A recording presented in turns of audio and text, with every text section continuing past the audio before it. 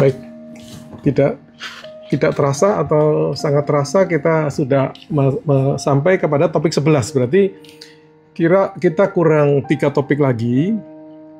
Dan seperti pernah saya sampaikan, saya akan ke Holy Land itu kalau Tuhan izinkan tanggal 13. Jadi sebelum tanggal 13 kita bisa ada 2 kelas lagi sehingga selesai 13. Dan satu lagi setelah saya kembali dari Holy Land ya. Jadi tema kita hari ini adalah manajemen perubahan dan ketahanan Kristen ya. Jadi sebenarnya ini bisa bersifat umum, tetapi juga sebenarnya sangat Kristen, sangat alkitabiah apa yang kita pelajari ini. Baik. Jadi saya pikir kalau kita pernah bekerja atau pernah belajar manajemen, kita mendengar tentang masalah perubahan ya, perubahan. Dan perubahan ini adalah dalam vocab yang kita dengar adalah keniscayaan ya, sesuatu yang tidak bisa terelakkan, sesuatu yang pasti di dalam kehidupan pribadi ya, kita terus saja berubah bertambah umur dan sebagainya, di dalam pelayanan terus saja terjadi perubahan, dan di berbagai organisasi ya seperti perusahaan.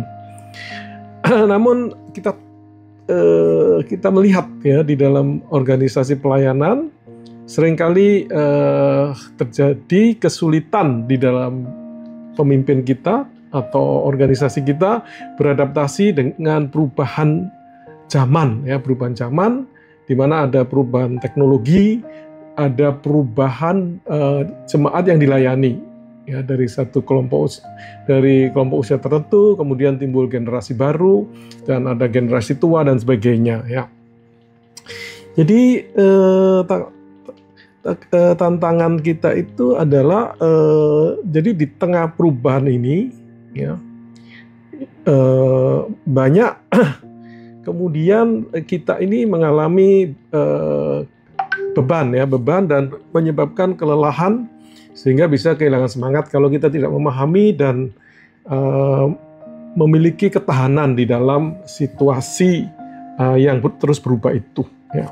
Karena itu tema kita itu adalah manajemen perubahan dan ketahanan, atau bahasa Inggrisnya itu resilience ya, resilience.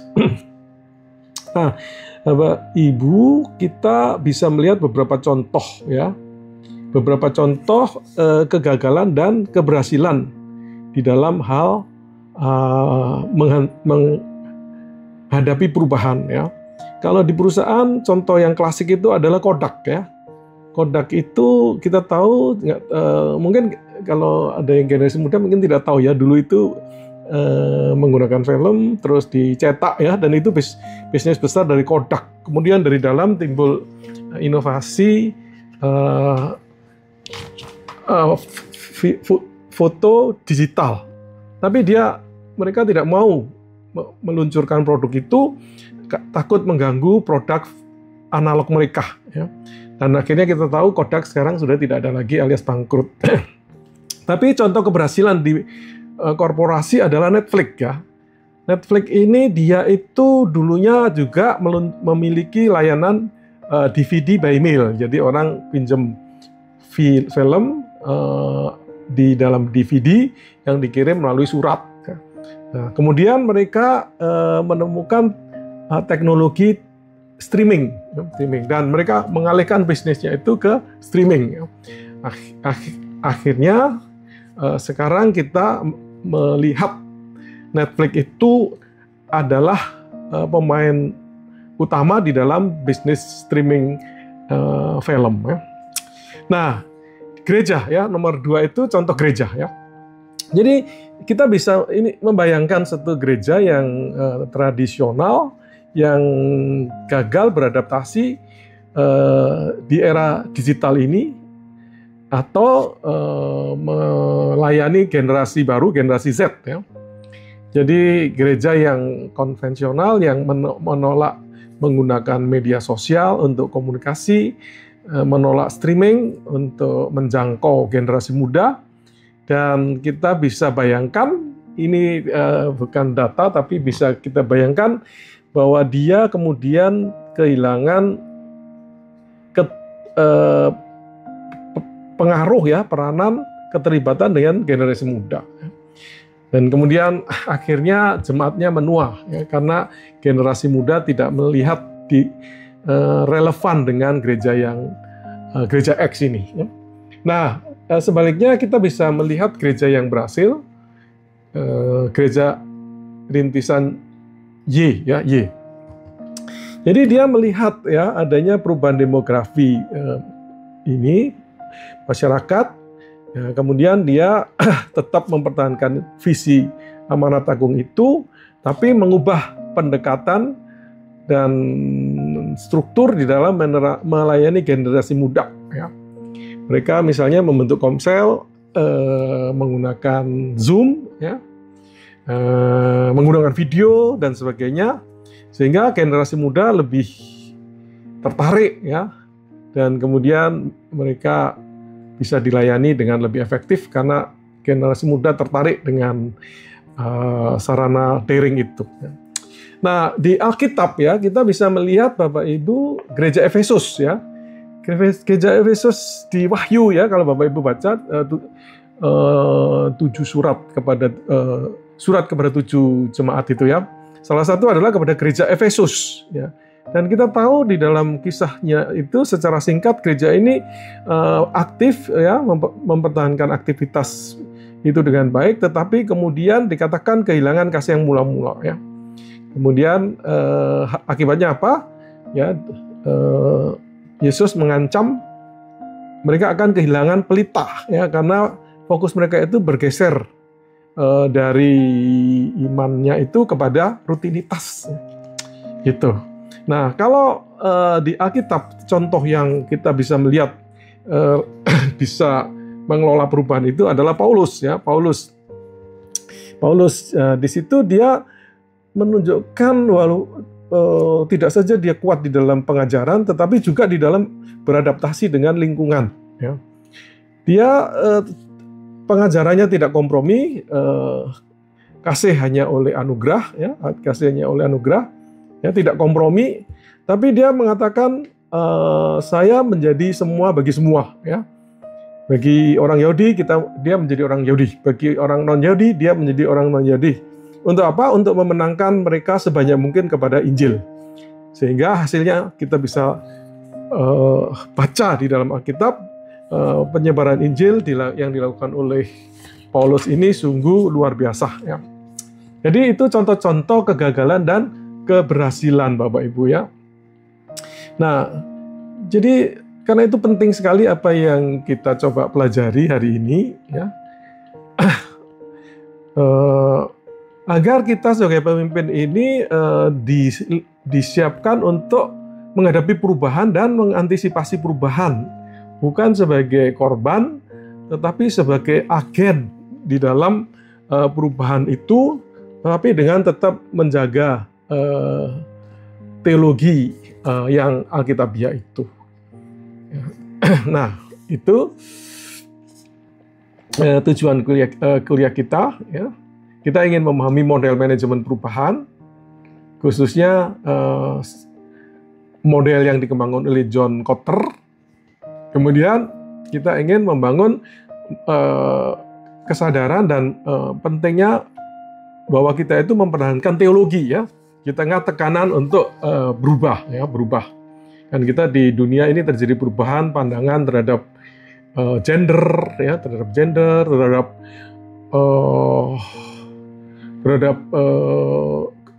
uniknya keselamatan dari melalui Yesus ya. Kalau di Indonesia kita ditantang untuk semua jalan menuju surga ya dan sebagainya ya. Tapi kita perlu bertahan dengan hal-hal yang memang perlu kita pertahankan ya. Jadi kita mempertahankan visi amanat agung itu ya. Tetapi kita juga harus bisa beradaptasi dengan metode atau pendekatan ya.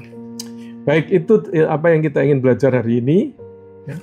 Nah, jadi definisi kan konsep dasar.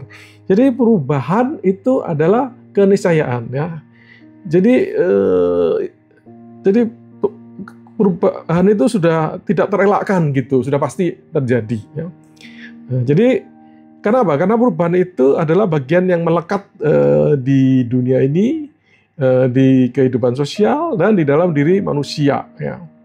Jadi manusia itu terus saja bertumbuh, masyarakat terus berubah, ya, teknologi terus berkembang dan terus saja akan ada tantangan baru. Ya. Jadi perubahan itu adalah sesuatu yang tidak bisa dihindarkan, ya, tidak bisa dihindarkan. Nah, itu ya. Nah, Bapak Ibu, kalau firman Tuhan melihat perubahan seperti apa? Jadi kita tahu ayat yang sangat terkenal ya, untuk segala sesuatu ada masanya, untuk apapun di bawah langit dan ada waktunya ya, Pengkhotbah 3 ayat 1. Ya. Jadi perubahan itu adalah bagian dari kedaulatan Allah untuk mengubah segala sesuatu bersamaan dengan waktu ya. Jadi perubahan adalah di bawah kedaulatan waktu Allah ya.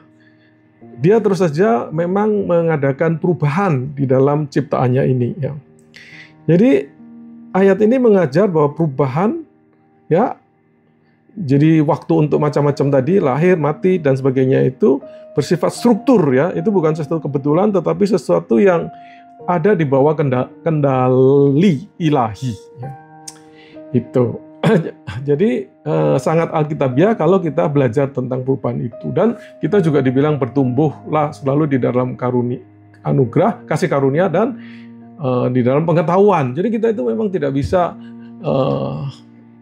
tetap ya, bertahan tanpa mau bertumbuh, berubah.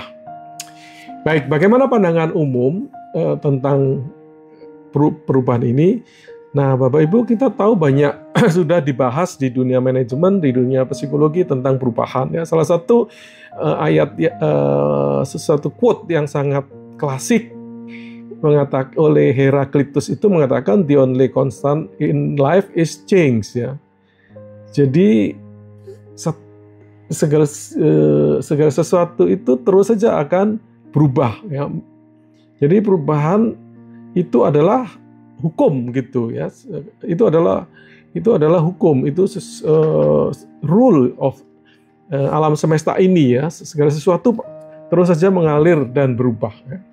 Kemudian ada dari pakar manajemen Peter Drucker ya, dia mengatakan the greatest danger in time of turbulence is not the turbulence, bukan turbulensi itu, it is to act with yesterday logic ya. Yang masalah adalah, bahaya yang terbesar adalah kita terus saja bertindak dengan cara berpikir yang lama ya. Jadi kita perlu beradaptasi pikiran kita itu dan berinovasi ya. Jangan terus saja berpikir dengan cara berpikir kemarin. Yang berikut lagi itu Jack Welch, juga sangat terkenal, mantan CEO GE, General Electric. Ya, dia mengatakan change before you have to. Jadi terus saja berubah sebelum kita dipaksa. Ya. Jadi ini menekankan pentingnya kita itu bersikap proaktif. Ya, proaktif bukan reaktif, Bapak Ibu ya. Supaya kita ini memanfaatkan perubahan itu. Ya. Jadi sebentar. Jadi pemimpin itu harus bersifat proaktif, adaptif, ya, tidak memilih stagnasi karena resikonya adalah kehancuran, ya. Baik, ya. Nah, perubahan itu bisa kita lakukan dengan sengaja atau bisa kita dipaksa, ya. Bisa proaktif, bisa reaktif ya, bisa proaktif, bisa reaktif ya. Nah, kalau perubahan yang proaktif ya, ini adalah perubahan yang kita rencanakan ya, kita sengaja ya, kita arahkan ya di dalam diri kita, di dalam organisasi untuk mengantisipasi perubahan ya. Kita tahu sesuatu akan terjadi, tapi juga untuk meraih peluang baru ya. Sehingga kita bisa mencapai hasil yang lebih baik dalam hal apapun itu, ya, di dalam hal produksi, di dalam hal pelayanan. Jadi kita itu berpikirnya adalah, fokusnya adalah menciptakan masa depan, ya, masa depan, ya, masa depan. Jadi contoh korporat itu ya Netflix tadi, ya, yang melihat ke depan, melihat bagaimana teknologi berkembang dan memanfaatkan teknologi itu untuk kemajuan bisnisnya. Ya. Nah, kalau di dalam pelayanan, ya, kita tidak punya contoh real.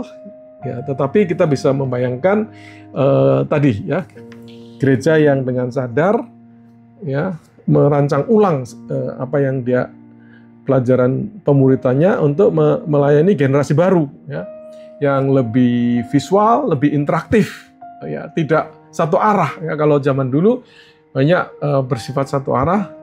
Tetapi generasi baru ini sudah tidak bisa diperlakukan dengan cara yang sama.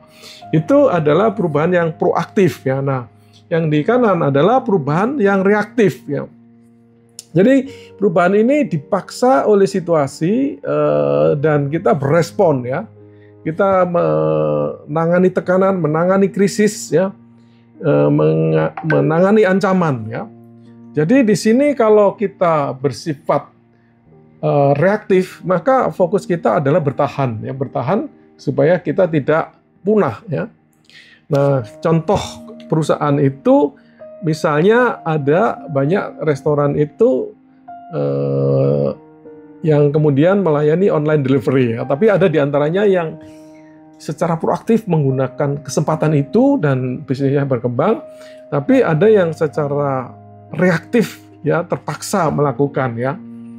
Ya, sehingga bisa kelabakan. Nah, kalau pelayanan yang bersifat reaktif, ya, mungkin gereja mulai melihat generasi muda ini menggunakan media sosial, mereka kemudian dipaksa untuk belajar tentang bagaimana menggunakan media sosial untuk pelayanan. Nah, tapi sebelum dia bisa menguasai, ya, dia sudah kehilangan sebagian besar dari jemaat mudanya, ya. Jadi itu dampaknya kalau kita bersifat reaktif. Jadi Bapak Ibu, kita ingin lebih memberi waktu untuk proaktif sebagai pemimpin, ya. Sebagai pemimpin kita memikirkan apa yang akan terjadi di depan dan kemudian bagaimana mengantisipasinya, ya. Sesedikit mungkin kita itu terjebak di dalam situasi yang memaksa kita untuk reaktif, ya. Nah, kalau kita bisa proaktif lebih, maka reaktif kita ini akan lebih mengecil, ya. Baik, itu kedua. Jadi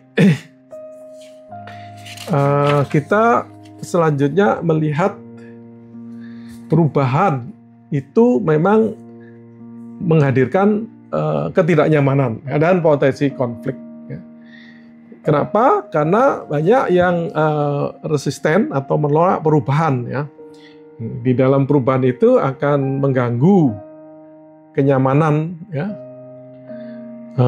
kebiasaan orang, ya. Jadi mengganggu comfort zone orang. Orang biasanya itu suka situasi nyaman, comfort zone, karena dengan energi yang sedikit dia bisa melakukan apa yang dia lakukan, ya.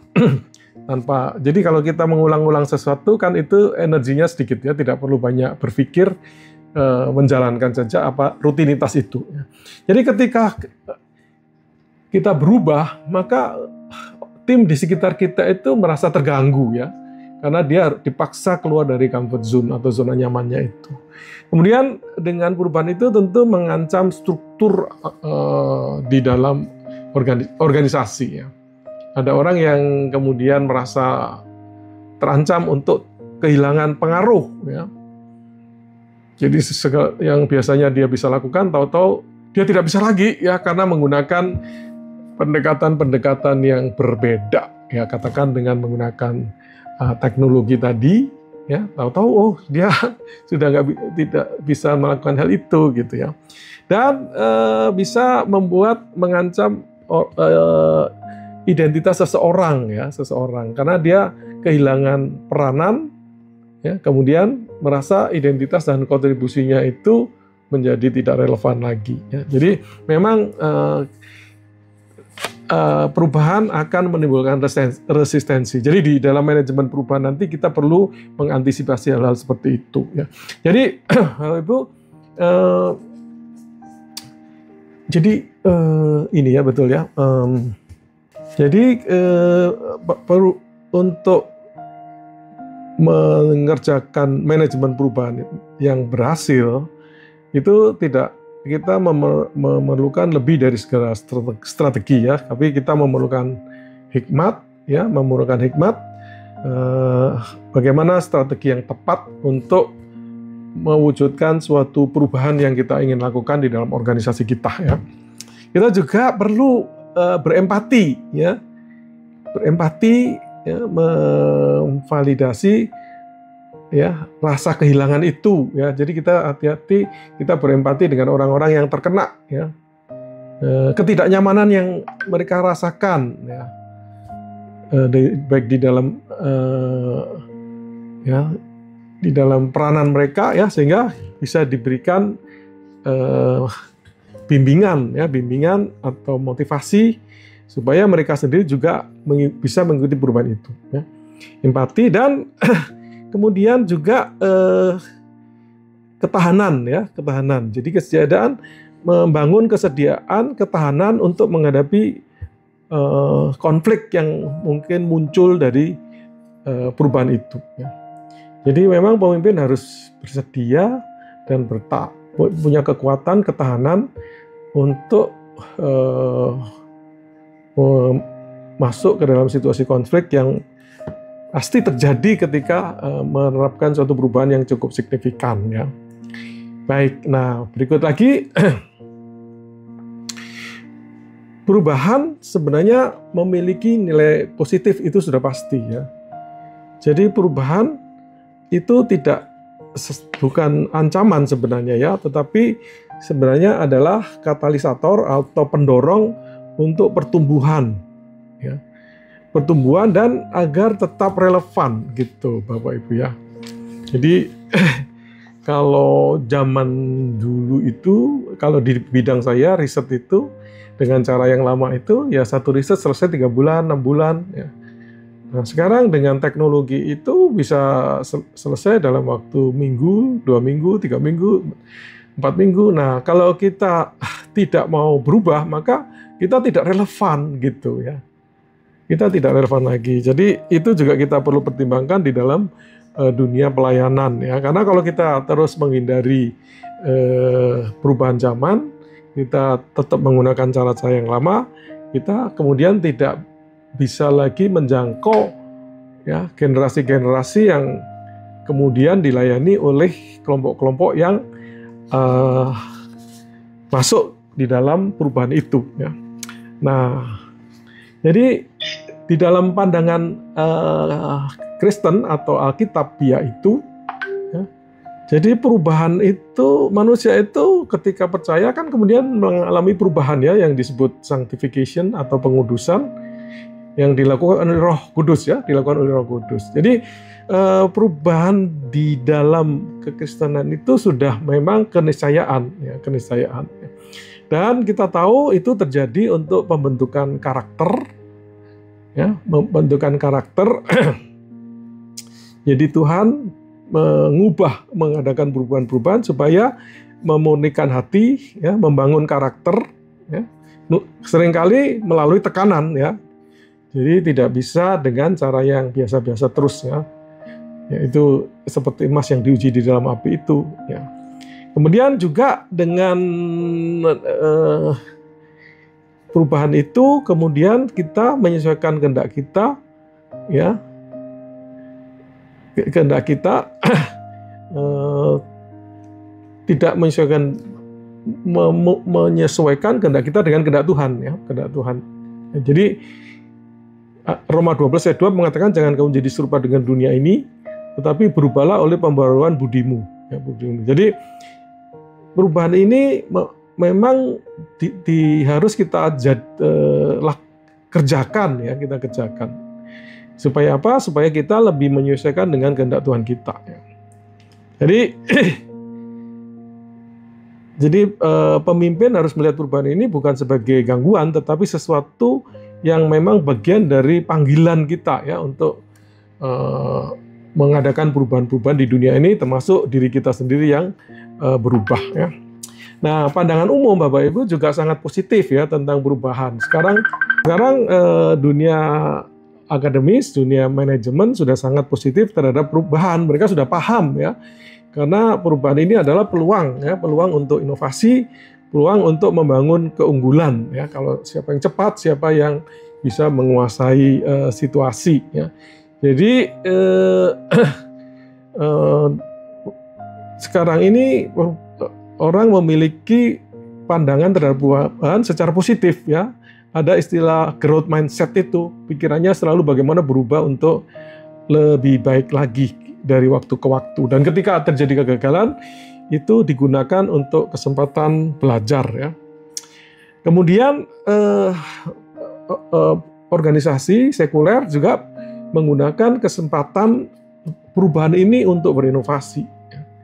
Jadi ya saya sendiri sebagai seorang yang sudah memimpin satu perusahaan dan sudah cukup lama, usianya menjelang 30, ya salah satu yang saya harus lakukan adalah mendorong pemimpin di perusahaan ini untuk terus berpikir inovasi, ya berarti perubahan.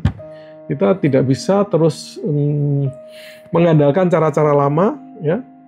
Tapi kita harus terus-menerus beradaptasi dengan perubahan, terutama kalau di bidang kami ini teknologi, ya, teknologi. Baik, itu tentang pandangan Kristen maupun pandangan umum tentang perubahan, ya. Nah, Bapak Ibu, kita akan masuk ke bagian berikut lagi, adalah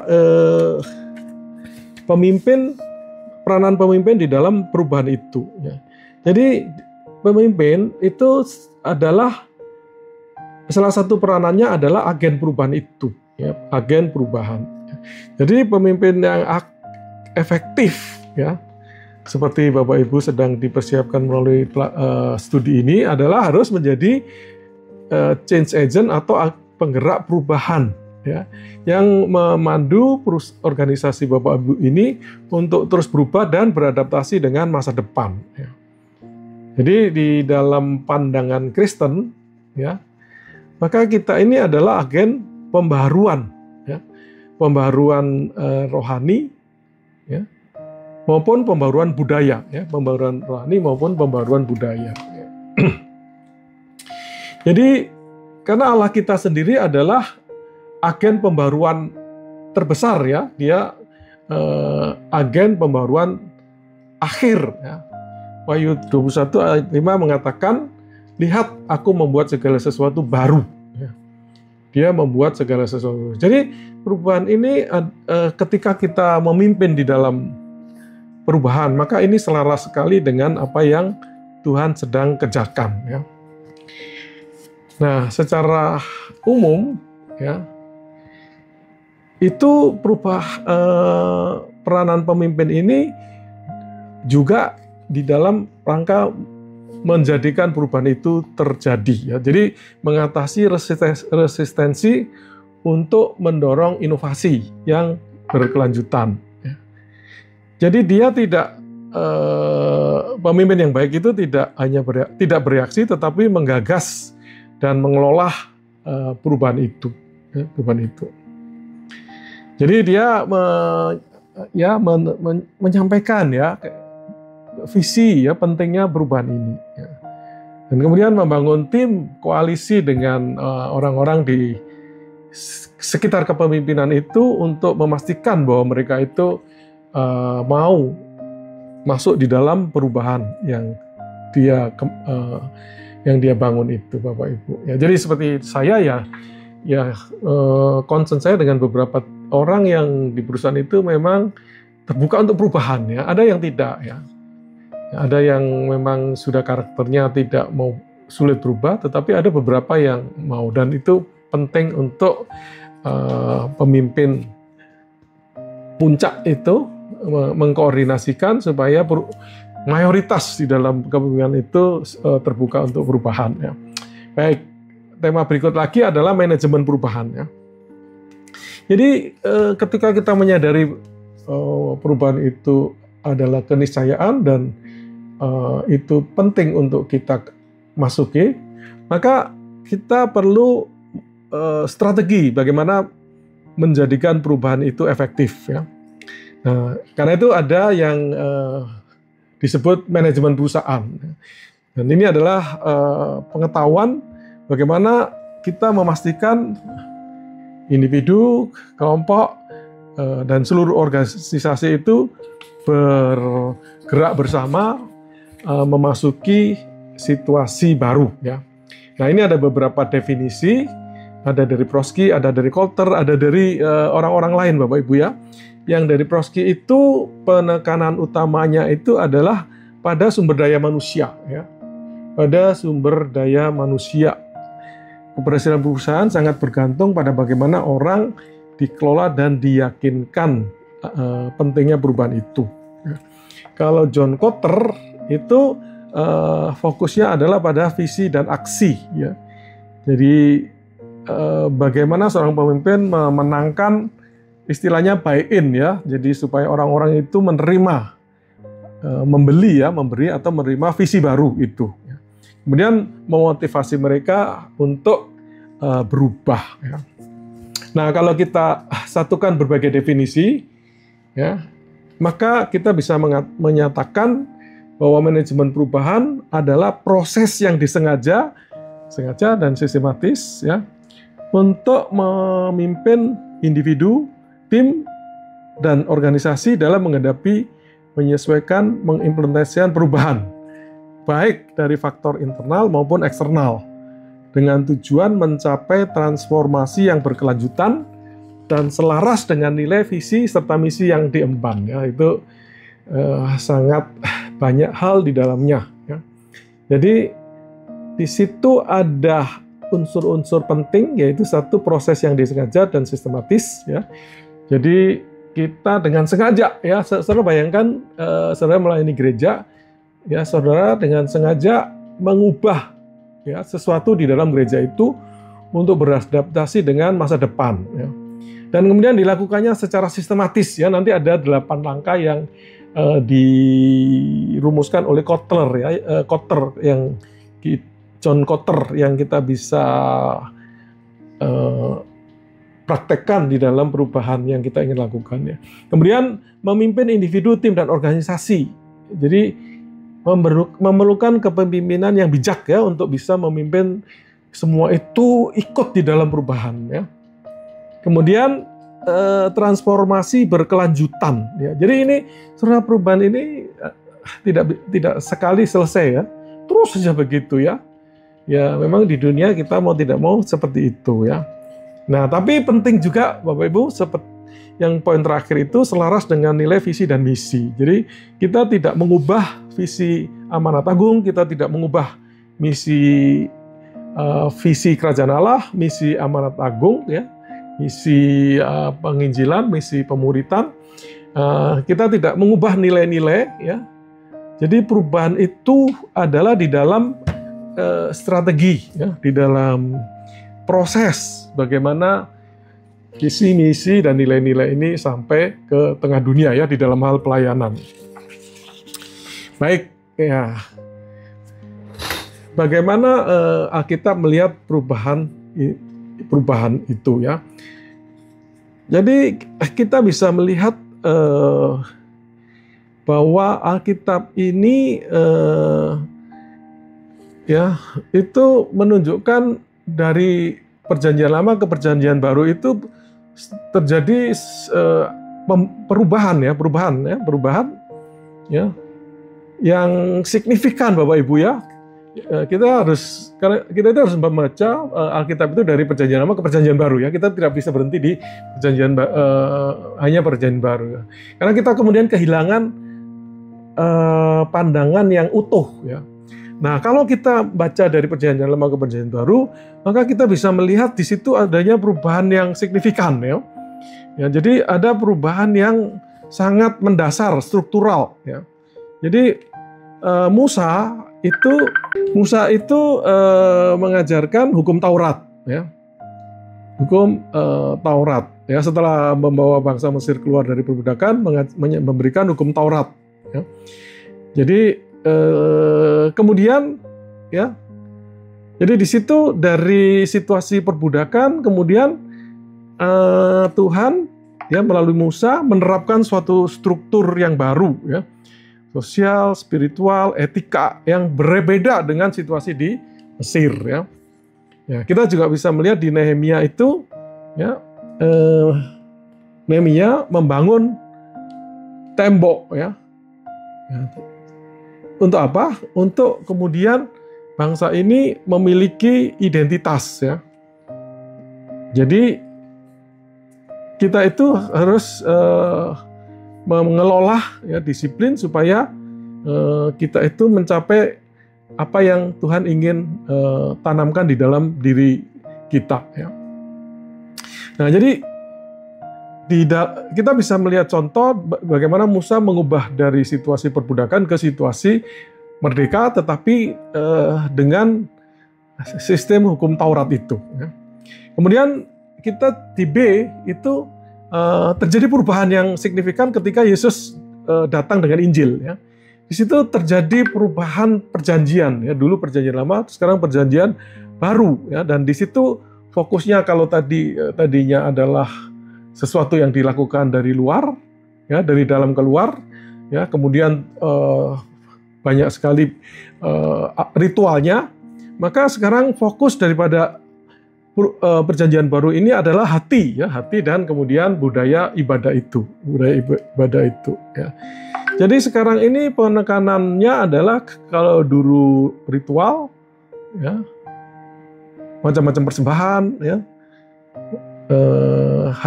hari-hari tertentu, ya.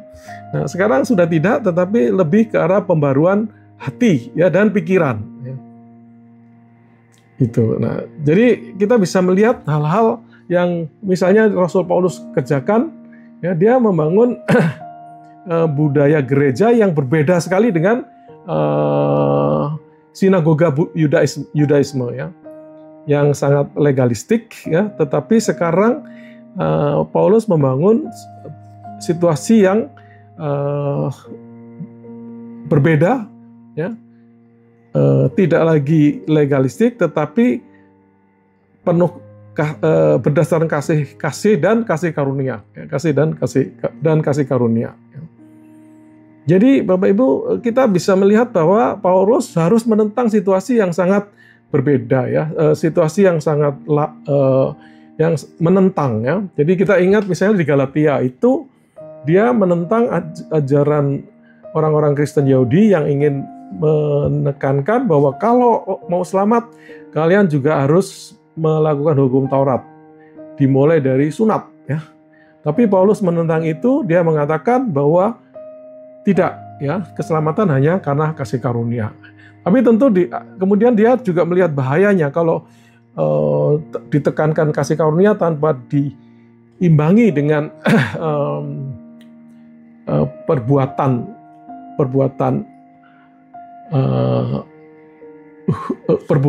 baik, maka mereka bisa kemudian jatuh di sisi yang lain, ya, sembarangan dengan hidupnya, ya, hidup di dalam kedagingan. Karena itu kemudian dia juga memperkenalkan hukum tabur tuai, ya. Apa yang ditabur itu yang akan dituai. Jadi itu hal-hal yang terus-menerus harus terjadi, ya, yang harus ditangani oleh pemimpin Kristen seperti Paulus, ya. Baik, itu dari Alkitab. Nah, Bapak Ibu, kita mau juga sedikit melihat tentang apa yang dikenal dengan konsep ketahanan, ya, resilience, ketahanan. Jadi jadi ada sisi perubahan, ada juga sisi ketahanan, ya. Ketahanan terhadap perubahan.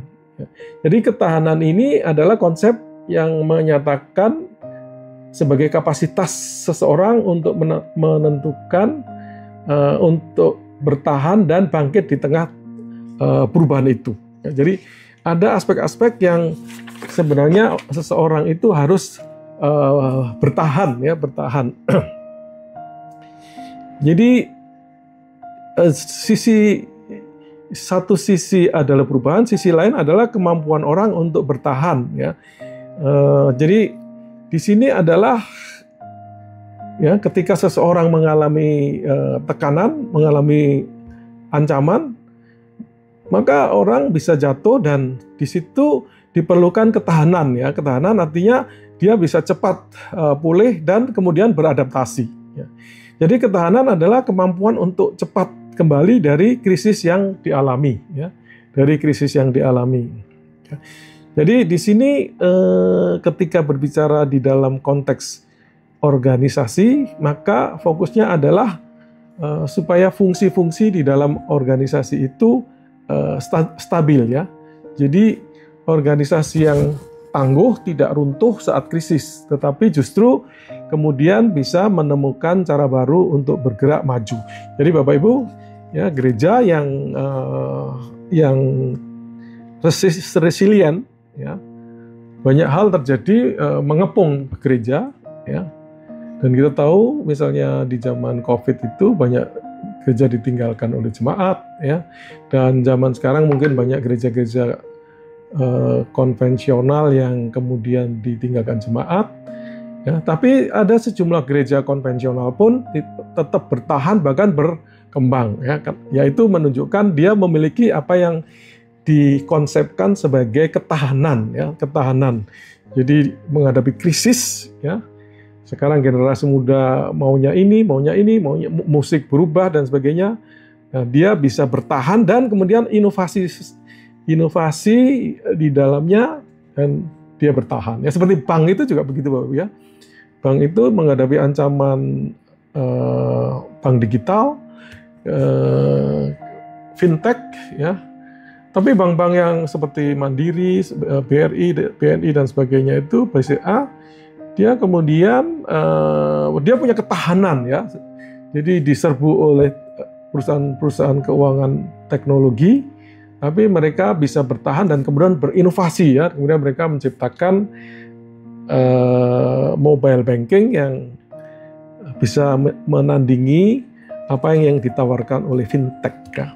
Jadi itu ilustrasi Bapak Ibu, ya, bahwa di satu sisi ada perubahan, di satu sisi kita itu ada hal tertentu yang kita perlu kokoh bertahan, ya. Jadi di dalam konteks iman kita, maka ketahanan ini adalah sesuatu yang dimampukan bukan sekedar kekuatan fisik atau psikologi, tetapi oleh kekuatan yang dibangkitkan oleh Roh Kudus dan berakar pada Injil, ya, berakar pada Injil. Jadi ada hal tertentu yang itu menjadi kekuatan, ya, dan kemudian ada Roh Kudus yang bekerja sehingga kita itu dimampukan untuk bertahan, ya. Jadi di dalam kekristenan maka resilient itu berarti kita bertahan, tetap setia, ya,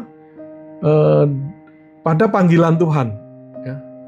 Dan di dalam mengalami sukacita itu, di dalam mengalami damai sejahtera itu, di tengah tekanan, kekecewaan, kegagalan, aniaya dan sebagainya, ya. Ya, di Indonesia ya ada daerah tertentu yang mengalami aniaya itu, tapi kita tahu di banyak negara itu aniaya itu begitu besar, ya. Nah, di situ pentingnya ketahanan itu menjadi nyata, ya, menjadi sangat nyata, ya.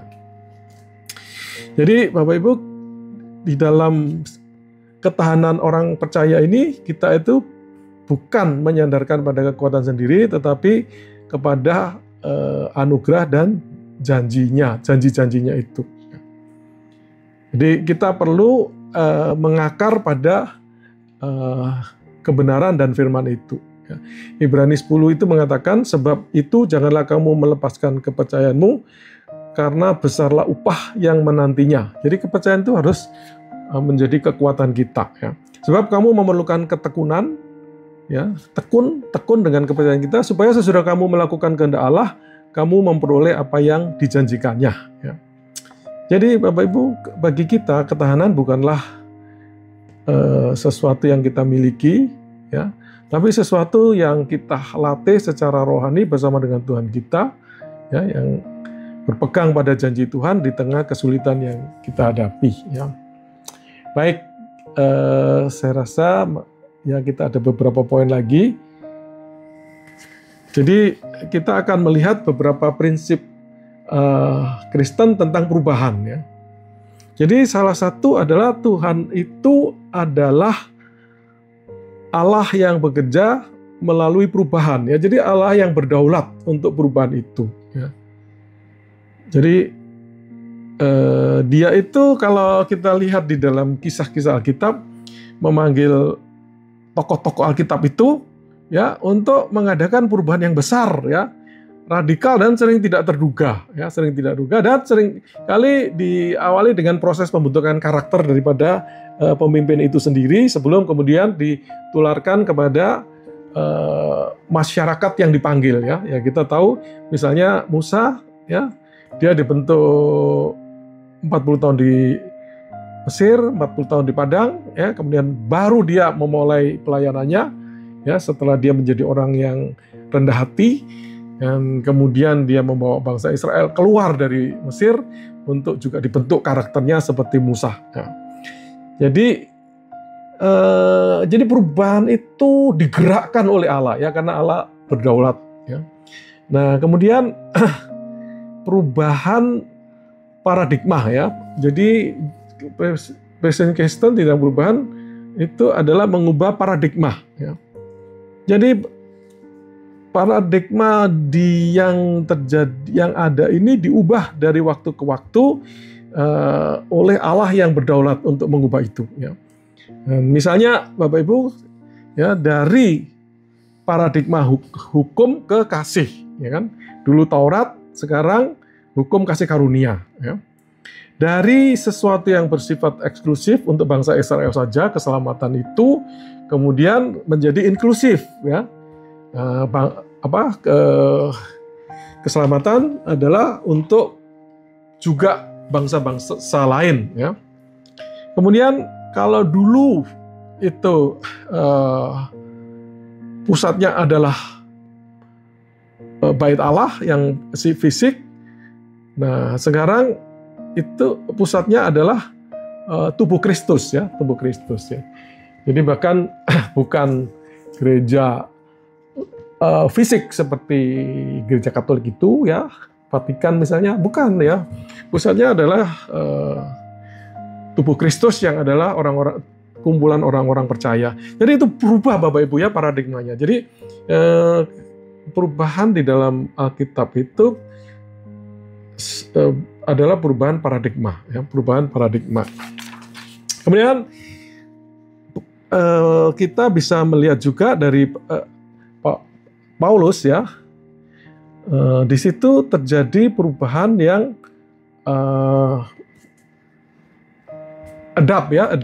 beradaptasi dengan situasi, ya. Jadi ada sesuatu yang tetap, tetapi di dalam mengerjakan misi itu kemudian Paulus melakukan pendekatan kontekstual, ya. Dia mengatakan dia menjadi semua bagi semua orang, ya. Dia menjadi semua bagi semua orang, ya. Jadi memang prinsip Injil tidak dapat diubah, tetapi metode penyampaian dan gaya penyampaian pelayanan itu terus-menerus perlu dievaluasi, ya, untuk menyesuaikan dengan zaman. Ya, jadi misi itu beradaptasi, ya, tetapi visi, ya, atau nilai-nilai itu tidak berubah. Ya. Kemudian poin keempat itu sumber ketahanan, ya. Jadi Ibu, prinsip Kristen tentang perubahan itu ada hal yang bertahan dan sumber ketahanan itu adalah dari kekuatan ilahi. Dari kekuatan ilahi. Filipi 4:12-13 mengatakan segala perkara dapat kutanggung di dalam Dia yang memberikan kekuatan kepadaku. Jadi ketahanan, ya, itu berakar pada penderitaan dan kuasa Kristus yang diberikan, dianugerahkan kepada orang percaya. Itu ya. Nah, ini saya rasa habis itu poin yang penting adalah mengelola perubahan di dalam pelayanan ya. Jadi sebenarnya ini adalah proses yang umum, tapi kita bisa adaptasikan untuk pelayanan karena pada dasarnya bisa sama ya. Dan ini di sini ada 8 langkah.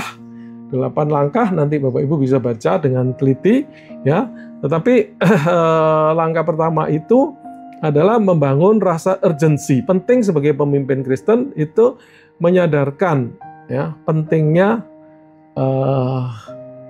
perubahan itu ya.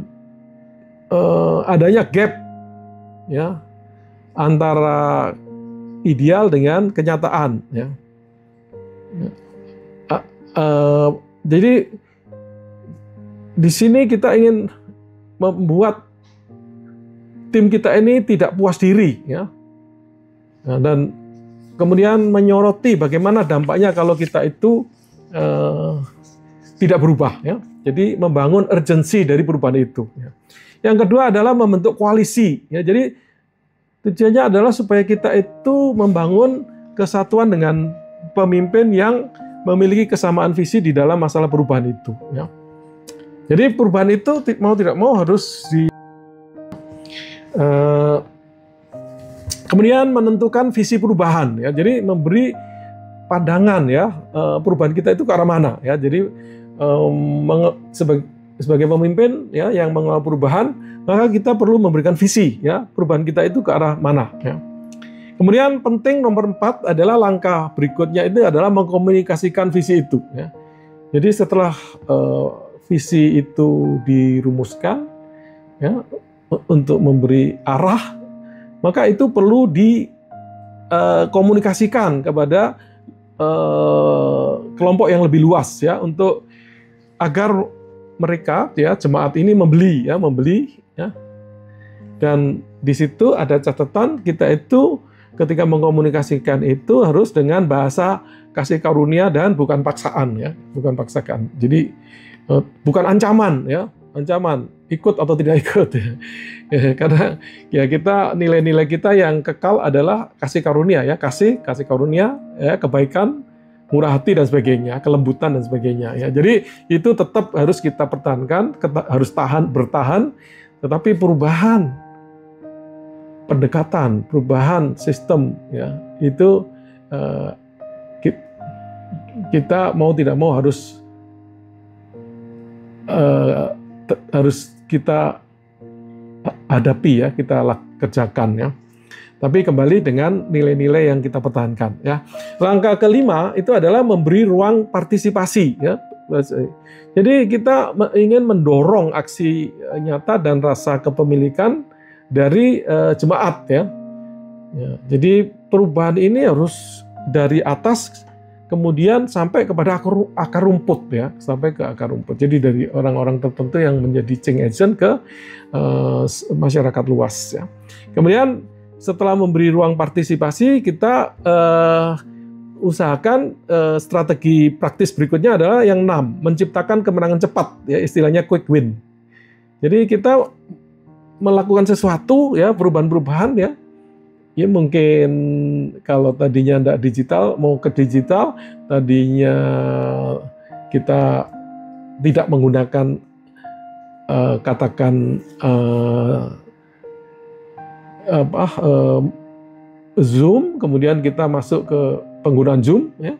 Banyak meeting-meeting kita adakan dengan Zoom ya. Dan sebagainya ya. Dan jadi dari tidak ada menjadi ada, hal-hal yang sederhana seperti itu ya. Maka jemaat bisa merasa ya ini ada perubahan ya. Jadi kita ingin meningkatkan semangat dan membuktikan bahwa perubahan itu bermanfaat ya, bermanfaat. Gitu ya. Kemudian yang berikut lagi adalah langkah yang ke-7, itu menanamkan nilai yang baru ya. Jadi setelah ada quick win, ada sesuatu yang kita kerjakan ya, kita ingin memastikan bahwa perubahan itu menjadi sesuatu yang permanen. Jadi dari yang selama ini mungkin tidak berubah, sekarang ada perubahan, dan kemudian kita ingin menyampaikan bahwa perubahan ini adalah sesuatu yang harus terus-menerus terjadi. Ya, terjadi. Kemudian yang terakhir adalah menjaga ketekunan. Ya, jadi kita ingin perubahan ini tidak berhenti, tetapi dikerjakan hingga akhir ya, berhasil hingga akhir, hingga garis akhir ya. Kita ingin selesai dengan baik ya perubahan yang kita sudah mulai itu ya. Jadi Bapak Ibu, ini ada 8 langkah ya yang penting sekali untuk kalau kita ingin menjadikan perubahan itu efektif terjadi ya. Jadi dari membangun urgensi bahwa perubahan itu penting, kemudian membentuk koalisi dengan sejumlah pemimpin, kemudian menentukan visi, jadi perubahannya mau seperti apa ya. Kemudian mengkomunikasikan visi itu ke akar rumput ya. Kemudian memberi ruang partisipasi kepada semua pihak, kepada pihak, kemudian menciptakan proyek-proyek yang mendukung perubahan itu ya dari yang kecil. Kemudian menanamkan nilai baru bahwa perubahan ini akan terjadi terus-menerus, dan memastikan ya langkah 8 menjaga kita bertekun dengan perubahan yang kita wujudkan ya. Baik. Nah, jadi Bapak Ibu, kalau kita lihat ini maka sebenarnya banyak hal ini lebih berhubungan dengan nilai-nilai ya, dengan nilai-nilai ya, banyak hal berhubungan dengan nilai-nilai ya. Baik nilai-nilai teologi ya yang harus kita pertahankan, dengan karakter yang harus kita jaga ya, kita kembangkan di dalam perubahan itu, dan ketaatan kepada firman Tuhan ya. Nah hanya sedikit saja ya, katakan kalau dari 120% itu yang berhubungan dengan teknik ya, berhubungan dengan strategi itu ya. Itulah perubahan di dalam organisasi, khususnya pelayanan ya.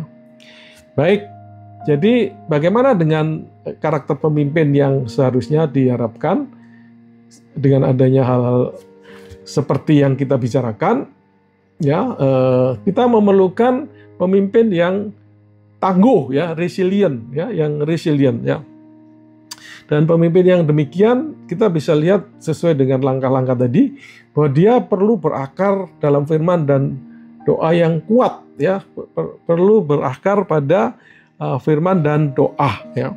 Karena dia memerlukan kekuatan ya, memerlukan kekuatan, dan karena itu diperlukan seorang pemimpin yang memiliki hubungan yang baik, hubungan yang intim dengan Tuhannya ya, sehingga dia memiliki kekuatan secara rohani ya. 13. Kemudian kedua adalah fleksibel tetapi teguh di dalam prinsip ya, kita bisa melihat di situ ya.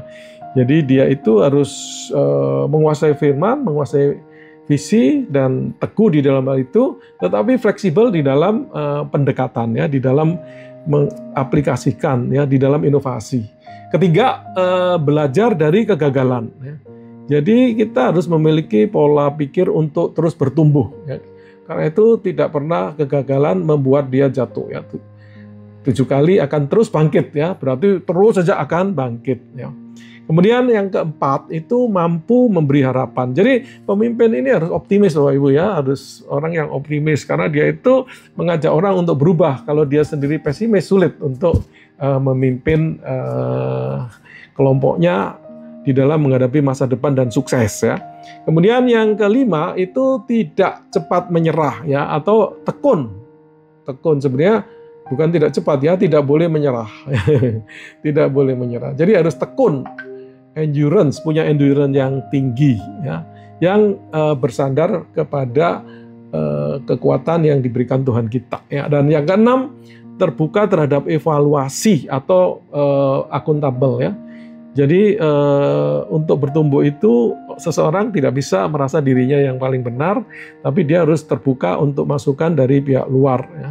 Jadi kita tidak bisa bersikap tinggi hati, merasa sudah hebat ya, karena itu akan membuat dia tidak berubah lagi ya. Baik, itu pelajaran kita hari ini, dan sebagai penutup ya, ada dua, satu kesimpulan, satu ajakan untuk melakukan sesuatu ya. Jadi Bapak Ibu, perubahan itu adalah panggilan untuk pembaruan ya. Jadi kita itu sudah memang dipanggil untuk terus berubah. Berarti kita itu sudah harus menerima perubahan itu. Ya. Dan perubahan yang efektif itu memadukan strategi yang terencana dan ketahanan spiritual, ya, ketahanan pada prinsip-prinsip Alkitab. Ya. Jadi pertama, perubahan yang kita pelajari adalah satu perubahan adalah keniscayaan tapi yang dikuasai oleh Tuhan. Ya. Jadi ini sesuatu yang memang tidak terelakkan, ya. Tapi ini digagas oleh Tuhan kita. Ya.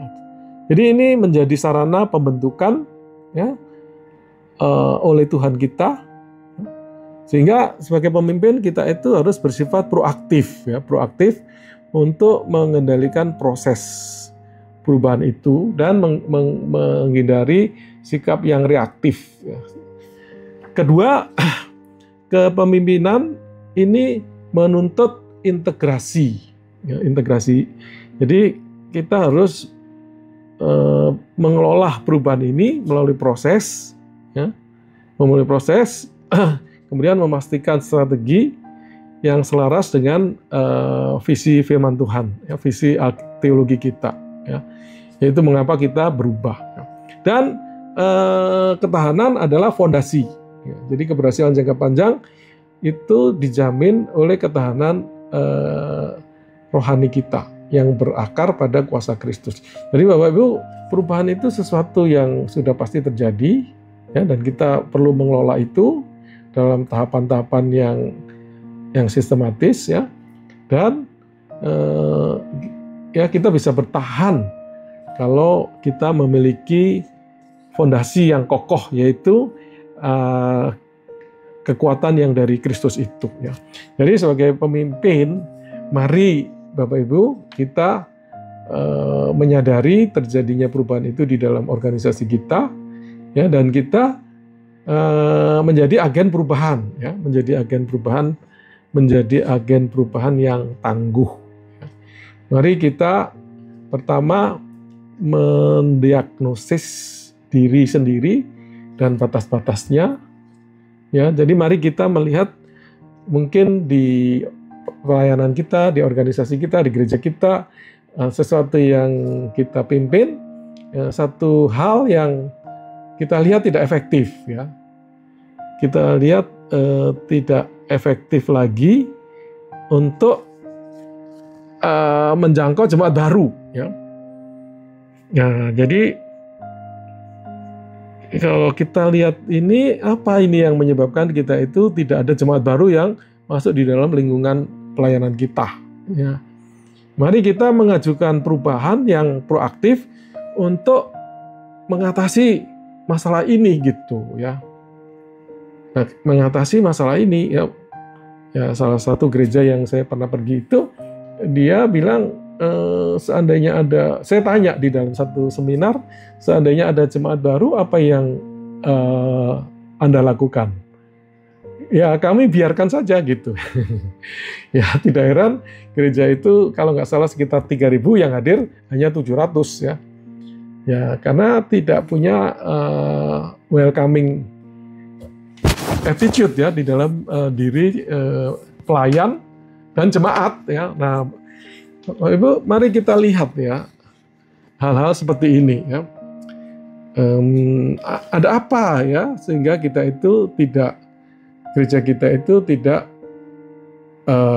ada jemaat baru, misalnya, ya, atau ada hal lain, ya, silakan, ya. Mari kita pikirkan satu quick win dalam disiplin rohani Anda untuk mengatasi masalah itu, ya, masalah itu. Kemudian yang kedua adalah masalah prinsip dan metode, ya, seperti Paulus itu, ya. Jadi, ya, di dalam konteks perubahan ini, ya, apa prinsip-prinsip Injil yang tidak akan pernah Anda ubah, ya? Apa kesadaran apa yang penting kita miliki bahwa ini tidak boleh berubah, ini tidak boleh berubah. Ya, tapi tentukan apa metode pelayanan yang harus saya ubah, ya. Karena saya lihat cara seperti ini tidak efektif lagi dan membuat katakan generasi muda kita hilang, ya. Saya dulu dari gereja yang konvensional, ya, dan pada masa saya menjadi majelis gala itu saya lihat musik ini yang membuat anak-anak muda kita itu tidak bersemangat, dan kemudian banyak yang hilang, ya, banyak yang hilang. Bahkan yang lebih umur pun banyak yang tertarik oleh musik, ya. Nah, jadi Bapak Ibu, hal-hal itu kita perlu sebagai pemimpin perlu tahu dan masuk di dalam perubahan, ya, sehingga kita tidak kehilangan jemaat dan tidak kehilangan kesempatan melayani, ya. Baik, kemudian mari kita mengembangkan pola pikir yang membawa harapan, ya. Jadi kita bisa memilih satu area pelayanan atau anggota tim yang sedang mengalami resistensi atau keputusasaan akibat perubahan, ya. Ya, ini aplikasi, Pak, ya. Jadi mari kita datang untuk membawa harapan, ya. Daripada menyalahkan persoalan-persoalan ini, mari kita mengkomunikasikan janji Tuhan dan, ya, menguatkan, ya, dan kemudian menjadikan quick win tadi, sehingga orang ini kemudian memiliki pengharapan di dalam perubahan itu. Ya, saya tidak tahu apakah hal ini bisa dilakukan, tetapi ini aplikasi yang bisa kita pikirkan untuk pelajaran kita hari ini, ya. Baik, itu materi kita malam ini, ya, 1 jam lebih dikit. Nah, apakah ada komentar sebelum kita masuk di dalam diskusi, di dalam beberapa pertanyaan diskusi? Ada komentar, ada ini apa saja sebelum kita masuk di dalam beberapa pertanyaan diskusi? Lanjut aja kali, Pak. Baik, lanjut aja, ya. Baik, jadi kita hari ini belajar tentang perubahan, manajemen perubahan, dan aspek ketahanan yang penting kita miliki, ya.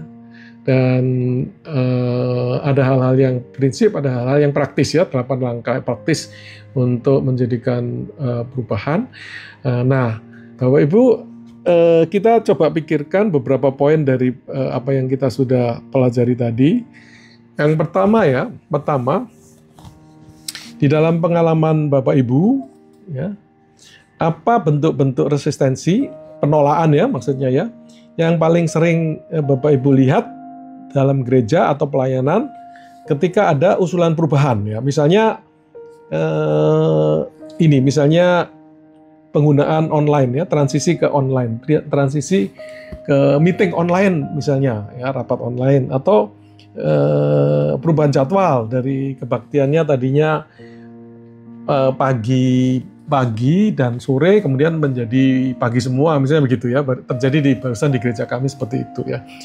Jadi ketika terjadi usulan ini, apa keberatan-keberatan yang terjadi, ya, dan bagaimana Anda membayangkan untuk memvalidasi emosi dari orang yang resisten sebelum melangkah ke solusi, ya. Jadi apa yang Anda lakukan ketika ada keberatan seperti itu sebelum melangkah ke solusi, ya. Jadi dari sisi emosinya apa yang Anda lakukan sebelum kemudian bisa masuk ke solusi, ya. Kalau emosinya masih negatif, kan kita nggak bisa ke solusi, ya. Dia akan mengabaikan saja, ya.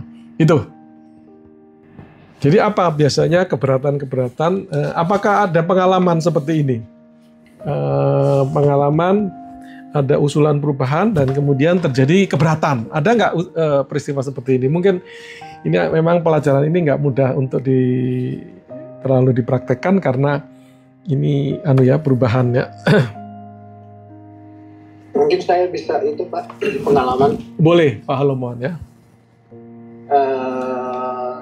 Tadi yang Bapak info bahwa kadang-kadang di beda generasi, ya, Pak. Iya. Yang tadi juga bilang online. Iya.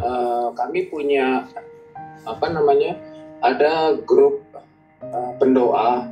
Kita bikin namanya Mesbah Doa Indonesia. Nah, di situ ada beberapa generasi.